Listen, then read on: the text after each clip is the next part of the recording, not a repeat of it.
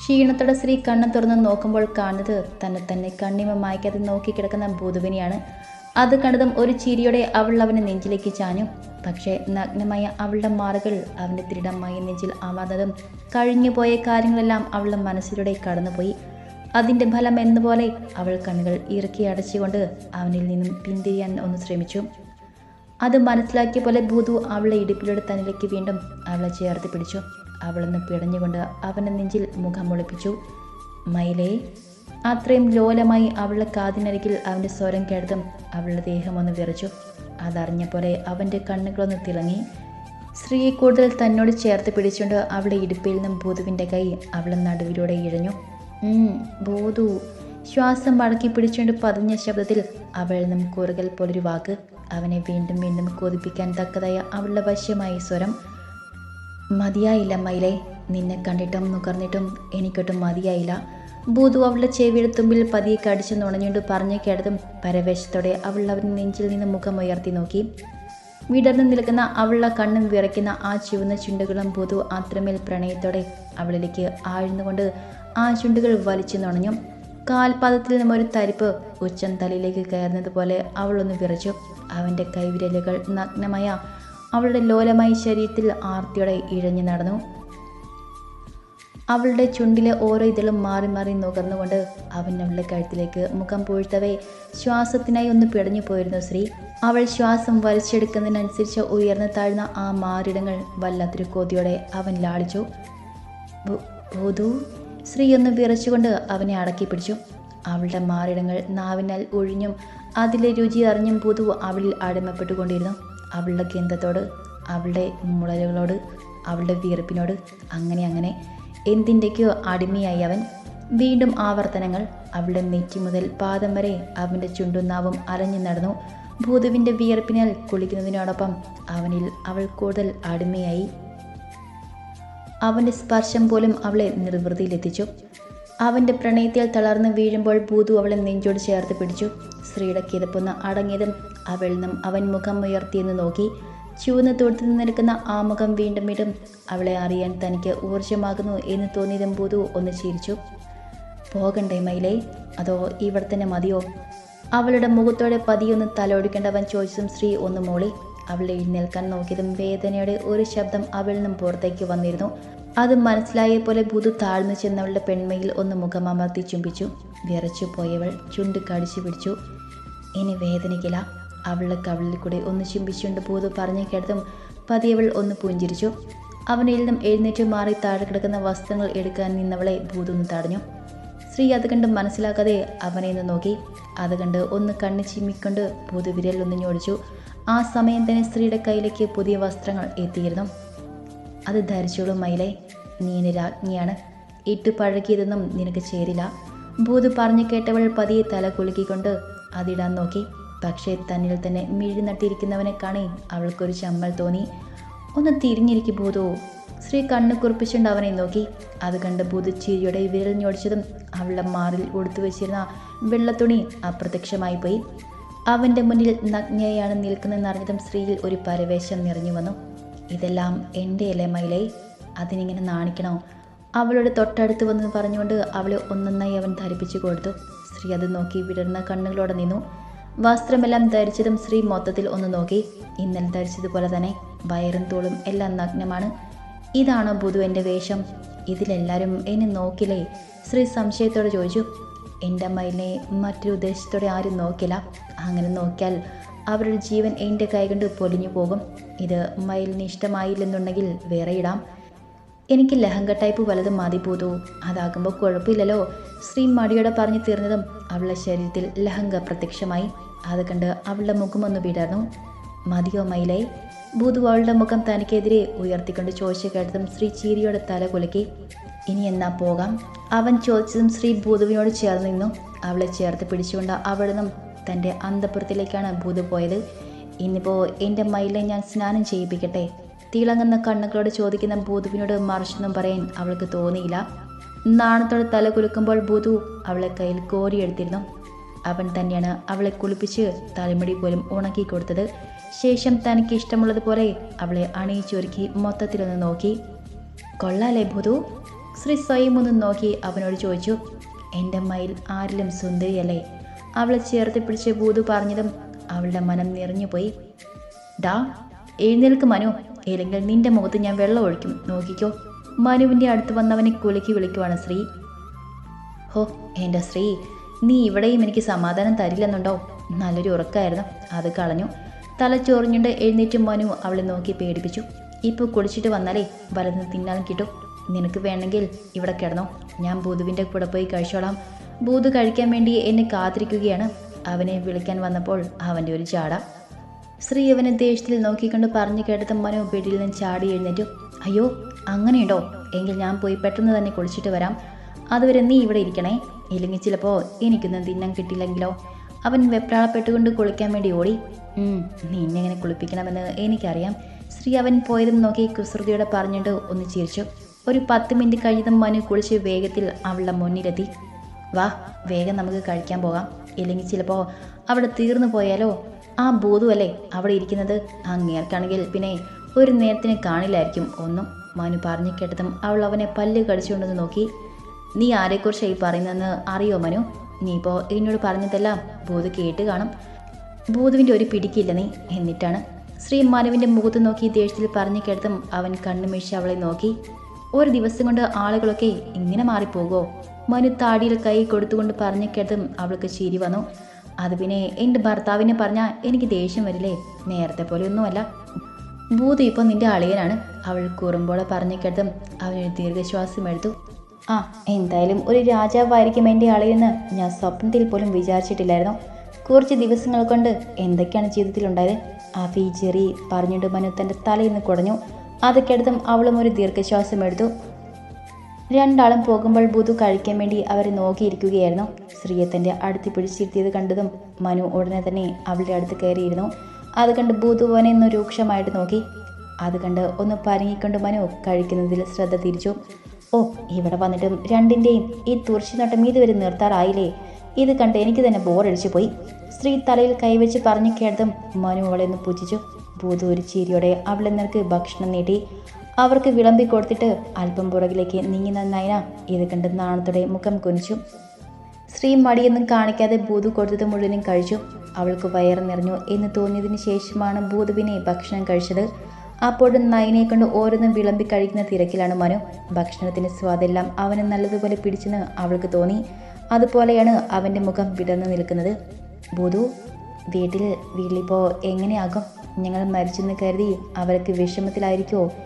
എങ്ങനെയുണ്ടാകുമെന്ന് അറിഞ്ഞിരുന്നെങ്കിൽ അവരോട് നേരത്തെ തന്നെ മിണ്ടാമായിരുന്നു. ശ്രീ അല്പം സങ്കടത്തോടെ പറഞ്ഞു കേട്ടതും മനു അവളുടെ മുഖത്തേക്ക് നോക്കി. അവളുടെ വാടിയ മുഖം കണ്ട് അവനും വല്ലായ്മ തോന്നി. മയിലേ. ഭൂതു അവളുടെ മുഖം പിടിച്ച് തനിക്ക് നേരെ ഉയർത്തി. അവളെ ചെറുതായി നിറഞ്ഞു ചുവന്ന് നിൽക്കുന്ന കണ്ണുകൾ കണ്ടതും അവൻ്റെ നെഞ്ചിൽ വല്ലാത്ത നീറ്റൽ അനുഭവപ്പെട്ടു. അവളുടെ മനസ്സൊന്നും വേദനിച്ചാൽ പൊടിയുന്നത് തൻ്റെ ചങ്കിലെ ചോരയാകും. ഭൂതു ദീർഘമായി ശ്വാസം വലിച്ചെടുത്തു. 2 ദിവസം കൂടെ കഴിഞ്ഞാൽ ഞാൻ നിങ്ങളെ അവിടേക്ക് കൊണ്ടുപോകാം, പോരെ? ഭൂതു അവളുടെ കവളിൽ തഴുകിക്കൊണ്ട് ചോദിച്ചു കേട്ടതും ശ്രീയുടെ കണ്ണുകൾ ഒന്ന് വിടർന്നു. അവൾ സന്തോഷത്തോടെ തല കുലുക്കി. ഇത് കേട്ട് മനുവിനും സന്തോഷം തോന്നിയിരുന്നു. ഈ കാര്യങ്ങളൊക്കെ പറഞ്ഞാൽ അവർ വിശ്വസിക്കുമോ എന്ന് ശ്രീക്കും മനുവിനും സംശയം തോന്നിയെങ്കിലും അവർക്ക് ഭൂതുവിനോട് ചോദിക്കാൻ നിന്നില്ല. അവരുടെ മനസ്സ് മനസ്സിലാക്കിയ ഭൂതു കുസൃതിയോടെ ഒന്ന് ചിരിച്ചു. ഈ രാത്രി തന്നെ പോകണം ഭൂതു, പകൽ മതിയായിരുന്നു. പ്രണയവേശ കഴിഞ്ഞ് ഭൂതുവിനെ നെഞ്ചിൽ തളർന്ന് കിടക്കുമ്പോഴാണ് അവൻ അവളെ നാട്ടിലേക്ക് പോകാൻ പറഞ്ഞുകൊണ്ട് വിളിച്ചുണർത്തിയത്. ശ്രീ കുറുക്കിക്കൊണ്ട് പറഞ്ഞു കേട്ടതും അവനൊന്ന് ചിരിച്ചു. മയിലിനല്ലേ സങ്കടം? അപ്പം അത് അങ്ങ് തീർക്കാമെന്ന് വിചാരിച്ചു. അങ്ങനെയാണെങ്കിൽ കുറച്ചുകൂടെ നേരത്തെ പോകാമായിരുന്നല്ലോ. ഇതിപ്പോൾ എന്നെ കൊന്നു വച്ചിട്ട്. ശ്രീ കഴുത്തിൽ ഭൂതു തീർത്ത പാടിലൂടെ വിരലോടിച്ചുകൊണ്ട് അവനെ ഒന്ന് കൂർപ്പിച്ചു നോക്കി. അങ്ങനെയെങ്കിൽ എനിക്കിന്ന് എൻ്റെ മയിലിൻ്റെ വശ്യ സൗന്ദര്യം കാണാൻ പറ്റില്ലായിരുന്നല്ലോ. അവൻ പറഞ്ഞു കേട്ടതും സ്ത്രീയുടെ മുഖം ചുവന്നുപോയി. പിന്നെ വേഗം തന്നെ വസ്ത്രം മാറി അവൾ ഭൂതുവിൻ്റെ കൂടെ പുറത്തേക്കിറങ്ങി. ഭൂതു തന്നെയാണ് മനുവിനെ ഉറക്കത്തിൽ നിന്ന് ഉണർത്തിയത്. അതുകൊണ്ട് ഒന്നും പറയാതെ അവൻ മര്യാദയ്ക്ക് അവിടെ കൂടെ നടന്നു. പോകുന്ന വഴിക്ക് തീയിൽ കിടന്ന് പിഴഞ്ഞുകൊണ്ട് നിലവിളിക്കുന്ന അബിയെയും ചെറിയെയും അവർ ഒന്ന് നോക്കി. പാവങ്ങൾ, ചത്തിട്ടും രക്ഷയില്ല. മനു അത് പറഞ്ഞുകൊണ്ട് ഭൂതുവിനെ ഒന്ന് നോക്കി. അത് കേട്ടവൻ അവന് ദേഷ്യത്തിലൊന്ന് നോക്കി. ഞാൻ വെറുതെ എന്താന്ന് വെച്ചാ അളിയൻ ചെയ്തു. മനുവിൻ്റെ അളിയൻ എന്ന വിളിയിൽ സ്ത്രീ ചുണ്ടുകൾ കടിച്ചു പിടിച്ചുകൊണ്ട് അവനെ നോക്കി. ഭൂതുവിനെ ഒന്നും പറഞ്ഞില്ല. അവരെ രണ്ടുപേരെയും ചേർത്ത് പിടിച്ചുകൊണ്ട് നിമിഷം നേരം കൊണ്ട് സ്ത്രീയുടെ വീട്ടിൽ എത്തി. 12 മണി കഴിഞ്ഞിട്ടും വീട്ടിൽ ലൈറ്റ് കണ്ട് സ്ത്രീയും മനുവും പരസ്പരം ഒന്ന് നോക്കി. പാവം നമ്മൾ മരിച്ചെന്ന് കരുതി കരഞ്ഞുകൊണ്ടിരിക്കുവാവും. ശ്രീ പറഞ്ഞു കേട്ടപ്പോൾ മനുവിന് സങ്കടം തോന്നി. അവൻ കോളിംഗ് ബെല്ലടിച്ചുകൊണ്ട് പുറത്ത് കാത്തു നിന്നു. അവരെ ഒന്ന് നോക്കി ഭൂതു സോപാനത്തിലിരുന്നു. കുറച്ചു കഴിഞ്ഞാണ് ഹാളിൻ്റെ ഡോർ തുറന്നത്. അത് സ്ത്രീയുടെ അച്ഛനായിരുന്നു. കൂടെ ആരാണെന്നറിയാൻ മനുവിൻ്റെ അച്ഛനുമുണ്ടായിരുന്നു. വാതിൽ തുറന്നതും അടുത്ത നിമിഷം മനുവും സ്ത്രീയും അകത്തേക്ക് ചാടിക്കയറി. അവിടെ ഹാളിൽ അവിടെ വീട്ടുകാർ എല്ലാം ഉണ്ടായിരുന്നു. എല്ലാവരുടെയും കണ്ണും മുഖവും എല്ലാം കരഞ്ഞ പോലെ ചുവന്ന് വീർത്ത് നിൽക്കുന്നുണ്ട്. അമ്മേ, അച്ഛാ, ഞങ്ങളെത്തി. ശ്രീയും മനുവും സന്തോഷത്തോടെ കൈകൾ കൂട്ടിപ്പിടിച്ച് പറഞ്ഞു കേട്ടതും അവരുടെ അമ്മമാരുടെ അടുത്തേക്ക് ഓടി. അയ്യോ പ്രേതം! നിലവിളിയുടെ അവരുടെ അമ്മമാർ ബോധം കെട്ട് നിലത്തേക്ക് വീണതും ശ്രീയും മനുവും അന്താളിപ്പോടെ മുഖത്തോട് മുഖം നോക്കി. അതറിഞ്ഞ പോലെ പുറത്തൊന്നും ഭൂത് ചുണ്ട് കടിച്ചു പിടിച്ചുകൊണ്ട് കണ്ണുകളടച്ചു. പ്രേതമോ? അയ്യോ, ഞങ്ങൾ മരിച്ചില്ല അച്ഛാ. ശ്രീ പറഞ്ഞുകൊണ്ട് അവിടെ അടുത്തേക്ക് പോകാൻ നിന്നപ്പോൾ എല്ലാവരും കൂടെ പേരുടെ പുറകിലേക്ക് നീങ്ങി. എടാ പാവം, നമ്മൾ പ്രേതമാണെന്ന് ഇവർ വിചാരിച്ചു വെച്ചിരിക്കുന്നത്. ശ്രീ മനുവിൻ്റെ ചെവിയിൽ പറഞ്ഞു കേട്ടതും അവൻ തല കുലുക്കി. ആ സമയത്തിന് സ്ത്രീയുടെ ചേച്ചി രണ്ടുപേരുടെയും അമ്മമാരുടെ മുഖത്ത് വെള്ളം തളിച്ച് അവരെ എഴുന്നേൽപ്പിച്ചു. ഹായ്, നമ്മുടെ അമ്മമാർ ഉണർന്നു. അവർക്ക് എന്തായാലും നമ്മളെ മനസ്സിലാക്കും മനു. ശ്രീ സന്തോഷത്തോടെ പറഞ്ഞു കേട്ടതും അവനും ചിരിയോടെ അവരുടെ അടുത്തേക്ക് നടന്നു. അടുത്തേക്ക് വരരുത്, ജീവിച്ചിരുന്നപ്പോൾ സ്നേഹമൊക്കെ ഉണ്ടായിരുന്നു എന്ന് പറഞ്ഞ് ഇങ്ങനെ മരിച്ചു കഴിഞ്ഞ ശേഷം എന്തിനാ ഞങ്ങളുടെ മുന്നിൽ പേടിപ്പിക്കാനായിട്ട് വരുന്നത്? ശ്രീയുടെ അമ്മ പേടിയുടെ വിറച്ച് പറഞ്ഞു കേട്ടതും അവൾ അവരെ കൂർപ്പിച്ച് നോക്കി. ദേ, അമ്മയാണെന്ന് ഞാൻ നോക്കില്ല. ചുമ്മാ വേണ്ടത്തെ എന്തെങ്കിലും പറഞ്ഞുണ്ടല്ലോ. പുറത്ത് നിൽക്കുന്ന ഭൂതുവിനെ ഞാൻ ഇങ്ങോട്ട് വിളിക്കും. അവൾ കലിയോടെ പറഞ്ഞു കേട്ടതും ശ്രീയുടെ അമ്മ ദയനീയമായി അവളുടെ ഭർത്താവിനെ നോക്കി. കണ്ടില്ല ചേട്ടാ, അവൾ നമ്മളെ കാണാൻ കൂടെ വേറെ ഭൂതങ്ങളുമായിട്ടാണ് വന്നതെന്ന്. നിങ്ങളിങ്ങനെ മേടിച്ചു നിൽക്കാതെ ഇരുമ്പോ ചുണ്ണാമ്പോ വല്ലതും എടുക്കാൻ നോക്ക്. മനുവിൻ്റെ അമ്മ കൂടി പറഞ്ഞു കേട്ടതും അവൻ പല്ല് കടിച്ചു. ദേ അമ്മേ, നിങ്ങൾക്ക് എല്ലാവർക്കും ഇത് എന്താ പറ്റിയേ? ഞങ്ങൾ മരിച്ചിട്ടൊന്നുമില്ല. ഞങ്ങളെ ശവശരീരം എന്ന് പറഞ്ഞത് നിങ്ങളിവിടെ കൊണ്ടുവന്ന് ദഹിപ്പിച്ചതെല്ലാം വെറും കള്ളമായിരുന്നു. നിങ്ങളുടെ മുന്നിൽ ഞങ്ങൾ ഇപ്പോഴും ജീവനോടെ നിൽക്കുന്നില്ലേ? ഇനിയെങ്കിലും വിശ്വസിക്ക്. മനു അവരെ കാര്യങ്ങൾ പറഞ്ഞ് മനസ്സിലാക്കാൻ നോക്കി. പിന്നെ ഈ 12 മണി കഴിഞ്ഞ സമയത്ത് വെള്ള ഡ്രസ്സും ഇട്ട് വന്ന നീയൊന്നും പ്രേതങ്ങളല്ലെന്ന് വിശ്വസിക്കാൻ ഞങ്ങൾ മണ്ടന്മാരൊന്നുമല്ല. സ്ത്രീയുടെ ചേച്ചി പേടിച്ച് പറഞ്ഞു കേട്ടതും മനുവും അവളും പരസ്പരം ഒന്ന് നോക്കി. അപ്പോഴാണ് തങ്ങൾ ഇട്ടേക്കുന്ന ഡ്രസ്സ് വെള്ള കളറാണെന്ന് അവർ ഓർത്തത്. ഓ, ഭൂതു വീണ്ടും നമ്മളെ പറ്റിച്ചു. മനു പറഞ്ഞു കേട്ടതും ശ്രീ തല കുലുക്കി. പിന്നെ അവളൊരു ദീർഘശ്വാസം എടുത്തു. ഞങ്ങൾ മരിച്ചു പോയെന്ന് പറഞ്ഞ് ഇവിടെ കിടന്ന് നിങ്ങളെല്ലാവരും കരഞ്ഞു വിളിച്ചിട്ടാണ് സ്വർഗത്തിൽ സമാധാനം ഇല്ലാതെ ഞങ്ങളിങ്ങോട്ട് വന്നത്. അപ്പോൾ നിങ്ങൾ ഞങ്ങളെ പേടിച്ചാൽ എങ്ങനെ ശരിയാകും? കണ്ടിട്ട് 2-3 ദിവസമായില്ലേ? നമുക്കോരോ വിശേഷങ്ങൾ പറഞ്ഞിരിക്കാം. നേരം വിളക്കുന്നതിന് മുന്നേ നിങ്ങൾ തിരികെ പോകാം. ശ്രീ പറഞ്ഞു കേട്ടതും ശക്തമായി എല്ലാവരും ഞെട്ടി. വേണ്ട, ഞങ്ങൾക്ക് നിങ്ങളുടെ വിശേഷങ്ങളൊന്നും അറിയണ്ട. നിങ്ങളെ ഓർത്ത് ഞങ്ങൾ ഇനി കരയില്ല. ദയവ് ചെയ്ത് ഇവിടെ നിന്ന് പോയി തരുമോ? മനുവിൻ്റെ അമ്മ തൊഴു കൈയോടെ പറഞ്ഞു കേട്ടതും അവൾ പല്ല് കടിച്ചു. ഇപ്പോൾ നമ്മൾ എത്ര പറഞ്ഞാലും ഇവർ നമ്മൾ പ്രേതങ്ങളാണെന്ന് ഉറപ്പിച്ചിരിക്കുകയാണ്. ശ്രീ മനുവിൻ്റെ ചെവിയിൽ പറഞ്ഞു കേട്ടതും അവനൊന്ന് മൂളി. ശരി, ഞങ്ങളിപ്പോൾ തന്നെ തിരികെ പോകാം. പക്ഷെ ഞങ്ങൾക്ക് നിങ്ങളൊരു ഉറപ്പ് തരണം. ശ്രീ കൈകൾ കെട്ടിക്കൊണ്ട് പറഞ്ഞു കേട്ടതും അവർ എല്ലാവരും അവളെ തന്നെ നോക്കി നിന്നു. പിന്നെ സമ്മതമെന്ന രീതിയിൽ എല്ലാവരും തലകുലുക്കി. ഞങ്ങൾ മരിച്ചുപോയെന്ന് കരുതി ഞങ്ങളെ ഓർത്ത് കരയാനും വിളിക്കാനോ നിന്നാൽ ഇതുപോലെ ഞങ്ങൾ ഇവിടേക്ക് കയറി വരും. പിന്നെ ഇവിടെ നിന്നും പോകാൻ നിങ്ങളെല്ലാവരും ഞങ്ങളുടെ കാല് പിടിച്ചാലും നടക്കില്ല. അവൾ ഗൗരവത്തോടെ പറഞ്ഞു കേട്ടതും എല്ലാവരും പരസ്പരം മുഖത്തോട് മുഖം നോക്കി. എന്തായാലും നിങ്ങൾ മരിച്ചു തൊട്ട് ഞങ്ങളിനി ജീവിതത്തിൽ കരയില്ല. ദൈവത്തെ ഓർത്ത് ഇവിടെ ഞങ്ങളെ പീഡിപ്പിക്കാതെ പോയി തരുമോ? മനുവിൻ്റെ അച്ഛൻ ചോദിച്ചു കേട്ടതും അവൻ തല കുലുക്കി. അല്ല, അത് പിന്നെ ഇവിടെ കഴിക്കാൻ എന്താ ഉള്ളത്? ശ്രീ ഒരു ഇടിയോടെ ചോദിച്ചു കേട്ടതും എല്ലാവരും കണ്ണുമിഴിച്ചു. അത് പിന്നെ കഞ്ഞി. ശ്രീയുടെ അമ്മ വിറച്ചുകൊണ്ട് പറഞ്ഞു കേട്ടതും അവൾ സ്വയം ഒന്ന് തലയിലടിച്ചു. വല്ല ചിക്കനോ ബീഫോ വച്ചുകൂടായിരുന്നോ? ഇതിപ്പോൾ എനിക്ക് കഴിക്കാൻ കോതിയായിട്ട് വയ്യ. അവിടെയാണെങ്കിൽ വേറെ ടൈപ്പ് മസാലയാണ്. ശ്രീ സങ്കടത്തോടെ പറഞ്ഞു. മരണം ഇവിടെ ആയതുകൊണ്ട് ഇവിടെ ഇപ്പോൾ അതൊന്നും ഉപയോഗിച്ചുകൂടാ. അവർ മടിയോടെ പറഞ്ഞു കേട്ടതും ശ്രീ അവരെ നോക്കി കണ്ണു കുറിപ്പിച്ചു. പിന്നെ ചവിട്ടി കുലുക്കി പുറത്തേക്കിറങ്ങി. ഭൂതു. ചാരുപടി സോപാനത്തിൽ ഒരു ചീരിയുടെ കണ്ണുകളടച്ചിരിക്കുന്ന ഭൂതുവിനെ ശ്രീ കുലുക്കി വിളിച്ചു. എന്താ മൈലേ? ഭൂതു ചീരിയുടെ ചോദിച്ചു കേട്ടതും അവൾ അവനെ ഒന്ന് കുറിപ്പിച്ചു നോക്കി. എൻ്റെ മനസ്സിൽ എന്താണെന്ന് അറിയുന്ന ആൾക്ക് ഞാനിവിടെ എന്തിനാണ് വന്നതെന്ന കാര്യവും അറിയാമല്ലോ. അതുകൊണ്ട് കൂടുതൽ ഷോ കാണിക്കാതെ ഇങ്ങോട്ടെടുക്ക്. ശ്രീ അവനെ നോക്കി കണ്ണൂട്ടിക്കൊണ്ട് പറഞ്ഞു കേട്ടതും ഭൂതു ഇങ്ങോട്ടിടയിൽ ഒരു കവർ അവളുടെ കയ്യിലേക്ക് കൊടുത്തു. ഭൂതു അകത്തേക്ക് വന്നിരിക്കുക. ഞങ്ങൾ എന്തായാലും ഇതൊക്കെ വെച്ച് കഴിച്ചതിന് ശേഷമേ വരുന്നുള്ളൂ. അതുകൊണ്ട് ഇത്തിരി സമയം പിടിക്കും. ശ്രീ തൻ്റെ കയ്യിലിരിക്കുന്ന ചിക്കനിലേക്ക് നോക്കി ചിരിയോടെ പറഞ്ഞു കേട്ടതും ഭൂതു അവളുടെ തലയിൽ മെല്ലെ ഇന്ന് കുലുക്കിക്കൊണ്ട് അകത്തേക്ക് നടന്നു. ദാ ഇത് ചിക്കനാണ്, വേഗം പോയി ഇത് വറുത്തുകൊണ്ട് വന്നു. പിന്നെ ഇത്തിരി ചോറും മോരുകറിയും. എന്തായാലും അതൊക്കെ കഴിച്ചതിന് ശേഷമേ ഞങ്ങൾ പോകുന്നുള്ളൂ. ശ്രീ തൻ്റെ കയ്യിലിരിക്കുന്ന കവർ അവളുടെ അമ്മയുടെ നേർക്ക് നീട്ടിക്കൊണ്ട് പറഞ്ഞു കേട്ടതും അവർ അത് വാങ്ങാൻ മടിച്ചു നിന്നും. ഞങ്ങൾ ഇവിടുന്ന് പോകണമെന്നുണ്ടെങ്കിൽ ഇതൊക്കെ മര്യാദയ്ക്ക് വെച്ച് തന്നോ, അവൾ കണ്ണുരുട്ടിക്കൊണ്ട് പറഞ്ഞു കേട്ടതും അവർ അതും വാങ്ങി അടുക്കളയിലേക്ക് ഓടി. കൂടെ മനുവിൻ്റെ അമ്മയും. അത് നോക്കി ശ്രീയും മനുവും ഹാളിലെ സോഫയിലേക്കിരുന്നു. ഷോ, നിങ്ങളെല്ലാവരും എന്തിനാ ഇവിടെ നിൽക്കുന്നേ? ഇരുന്നോളൂ, ഞങ്ങൾ ആരെയും ഉപദ്രവിക്കാൻ വന്നതല്ല. തങ്ങളെ മിഷി നോക്കി നിൽക്കുന്ന വീട്ടുകാരുടെ ചിരിയോടെ പറയുന്ന മനുവിനെ ശ്രീ ഒന്ന് ഇരുത്തി നോക്കി. അത് കണ്ട് അവന് കണ്ണടച്ച് കാണിച്ചു. ഷോ, എന്തൊരു ടേസ്റ്റാണ് നോക്കിയ മനു. ശ്രീ അവളുടെ അമ്മ വിളമ്പിയ ഭക്ഷണം കഴിച്ചുകൊണ്ട് സന്തോഷത്തോടെ മനുവിനോട് പറഞ്ഞതും അവൻ ശരിയെന്നതുപോലെ തലയാട്ടി. ഞങ്ങൾ ഇതുപോലെ ഇടയ്ക്കിടയ്ക്ക് വന്നോളാം. അപ്പം മര്യാദയ്ക്ക് ഭക്ഷണം ഉണ്ടാക്കി തന്നാൽ നിങ്ങൾ ആരെയും ഉപദ്രവിക്കാൻ നിൽക്കാതെ തിരികെ പോകും. ഇല്ല, എന്തെങ്കിലും പ്രശ്നമുണ്ടാക്കിയാൽ പിന്നെ ഞങ്ങൾ ഇവിടെ നിന്നും പോകില്ല. പറഞ്ഞത് മനസ്സിലായല്ലോ? അവർ കഴിക്കുന്നത് പേടിയോടെ നോക്കി നിൽക്കുന്ന വീട്ടുകാരെ മൊത്തത്തിലൊന്ന് നോക്കി കണ്ണുരുട്ടിക്കൊണ്ട് അവൾ പറഞ്ഞു കിട്ടണം. എല്ലാവരും സമ്മതിക്കുന്നത് പോലെ തലയാട്ടി. പാവം, എല്ലാവരും പേടിച്ചു നിൽക്കുകയാണെന്ന് തോന്നുന്നു മനു. നമുക്ക് കഴിച്ചതിന് ശേഷം പെട്ടെന്ന് പോകാം. ഇനിയിപ്പോൾ എന്തായാലും നമ്മൾ തട്ടിപ്പോയെന്ന് പറഞ്ഞ് ഇവിടെ ആരും കരയാൻ നിൽക്കില്ല എന്ന് തോന്നുന്നു. ശ്രീ മനുവിൻ്റെ ചെവിയിൽ പറഞ്ഞതും അവൻ പതിയൊന്ന് ചിരിച്ചു. വാ ഭൂതു, ഇത് ഒന്ന് കഴിച്ചു നോക്ക്, അവളൊരു പിടി ചോരത്ത് നീട്ടിക്കൊണ്ട് പറഞ്ഞു കേട്ടതും എല്ലാവരും അവൾ നോക്കിയ ഭാഗത്തേക്ക് നോക്കി. പക്ഷെ ഭൂതുവിനെ അവർക്കാർക്കും കാണാൻ പറ്റിയില്ല. എങ്കിലും ശ്രീയുടെ കയ്യിൽ നിറഞ്ഞിരിക്കുന്ന ഭക്ഷണം അന്തരീക്ഷത്തിൽ വെച്ച് തന്നെ അപ്രത്യക്ഷമായി പോകുന്നത് കണ്ട് ആ വീട്ടുകാർ എല്ലാവരും പരസ്പരം മുഖത്തോട് മുഖം നോക്കി. ഇപ്പോൾ നമ്മൾ പ്രേതമാണെന്ന് വീട്ടുകാർ ഒന്നുകൂടെ ഉറപ്പിച്ചു. ചുറ്റും നിൽക്കുന്നവരുടെ എക്സ്പ്രഷൻ എല്ലാം നോക്കി മനു പറഞ്ഞു കേട്ടതും ശ്രീ ഒന്ന് ചിരിച്ചു കാണിച്ചു. അവർ പെട്ടെന്ന് തന്നെ ആഹാരമെല്ലാം കഴിച്ച് അവിടെ നിന്നും ഇറങ്ങി.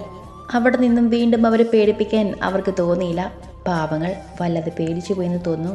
പുറത്തേക്ക് നടക്കുന്നിടയിൽ മനു പറഞ്ഞതിന് അവളൊന്ന് മൂളി. ഇനിയിപ്പോൾ എന്തായാലും പെട്ടെന്ന് തന്നെ നമുക്ക് അങ്ങോട്ടേക്ക് പോകാൻ പോതു, എനിക്ക് ഉറക്കം വന്നിട്ട് വയ്യ. അവൾ കൊഞ്ചിലോടെ അവനെ നെഞ്ചിലേക്ക് ചാഞ്ഞുകൊണ്ട് പറഞ്ഞതും പുതു ശ്രീയെയും മനുവിനെയും ഒന്ന് ചേർത്ത് പിടിച്ചു. കണ്ണടച്ച് തുറക്കുമ്പോൾ അവർ മുകളിലെത്തിയിരുന്നു. മനുവിനെ റൂമിലാക്കി ഭൂതു ശ്രീയെ കയ്യിൽ കോരിയെടുത്തുകൊണ്ട് റൂമിലേക്ക് നടന്നു. അവൻ്റെ നെഞ്ചിൽ കിടന്നുകൊണ്ട് ഉറക്കത്തിലേക്ക് വീഴുമ്പോൾ അവൾക്ക് വല്ലാത്തൊരു സമാധാനം തോന്നിയിരുന്നു. അതറിഞ്ഞ പോലെ ഭൂതുവിൻ്റെ വിരലുകൾ അവളെ തഴുകി തലോടി കടന്നുപോയി. മതി ഭൂതു, ഇതിപ്പോൾ 5-6 വർഷങ്ങൾ കൂടുതലായല്ലോ ഇവരെങ്ങനെ തീയിലിട്ട് ചുടാൻ തുടങ്ങിയിട്ട്. പാവങ്ങളെ നരകത്തിൽ പറഞ്ഞു വിട്ടേക്ക്. എനിക്ക് ചുമ്മാ എപ്പോഴും ഇവരുടെ നിലവിളിയൊന്നും കേൾക്കാൻ വയ്യ. അഭയും ചെറിയും തീയിൽ വേവുന്നത് നോക്കി അല്പം സഹതാപത്തോടെ ശ്രീ പറഞ്ഞു കേട്ട് ഭൂതു അവരെ രണ്ടാളെയും രൂക്ഷമായി നോക്കിയിട്ട് ഒന്ന് മൂളി. ഈ മനു ഇതെവിടെ പോയി? കാണുന്നില്ലല്ലോ ഭൂതു. ഇവന് കഴിക്കാനൊന്നും വേണ്ടേ? ഭൂതു കൊടുക്കുന്ന ഭക്ഷണമെല്ലാം സ്വാദോടെ കഴിക്കുന്നിടയിൽ ശ്രീ ചുറ്റും നോക്കിക്കൊണ്ട് പിറുപിറുത്തു. അപ്പോഴേക്കും മനു ക്ഷീണിച്ച് അവശനായി അവിടേക്ക് കയറി വന്നു. അവൻ്റെ കോലം കണ്ട് ശ്രീക്ക് ചെറുതായിട്ട് വിഷമം തോന്നി. നീ ഇപ്പോൾ ആകെ കോലം കെട്ടുപോയി മനു. ശ്രീ അവൻ്റെ മുഖത്തേക്ക് തലോടിക്കൊണ്ട് പറഞ്ഞു കേട്ടതും മനു പല്ലി കടിച്ചുകൊണ്ട് ഭൂതുവിൻ്റെ മുഖത്തേക്ക് ദേഷ്യത്തിൽ നോക്കി. പക്ഷെ നീ ഇപ്പോഴും കോലമൊന്നും കെട്ടിട്ടില്ല. 3 പിള്ളേരെ അമ്മയാണെന്ന് നിന്നെ കണ്ടാൽ ഇപ്പോഴും പറയില്ല. മനു ആക്കളോടെ പറഞ്ഞതും അവൾ അവനെ പല്ല് കടിച്ചു നോക്കി. അവവാ. അപ്പോഴേക്കും കൊഞ്ചലോടെയുള്ള 3 ശബ്ദങ്ങൾ ഒരേ സമയം അവൾ ഉയർന്നു കേട്ടു. 2 ആൺകുട്ടികളും 1 പെൺകുട്ടിയും മനുവിൻ്റെ അടുത്തേക്ക് വേഗത്തിൽ ഓടിയെത്തി. അവർ ഓടി വന്ന അവൻ്റെ പുറത്തേക്ക് വലിഞ്ഞു കയറാൻ തുടങ്ങി.